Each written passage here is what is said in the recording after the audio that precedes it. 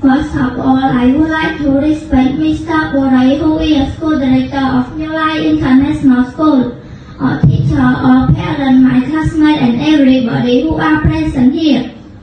My topic is my best friend from my name is Panyaka. I am 11 years old. I live in Kampong Chalo, Lake Pin, Commune, Bokhum District, Bokhum Province. I have 4 members in my family. I am first child in my family. My father's name is Borai, my mother's name is Repek. I study English at New Life International School, Level 2. My teacher's name is Rung Kung Kia. I study Khmer at Pintilang Private School in grade 6. My teacher's name is Siman. My best friend is Rayon. She is 11 years old. She lives in Tapang Village, Pintilang Commune, Bokhum District, Bokhum Province. She studied Khmer at Pintilang Private School in grade 6. She is very kind and always help me stay out, have long hair and black hair. She is not very tall, but she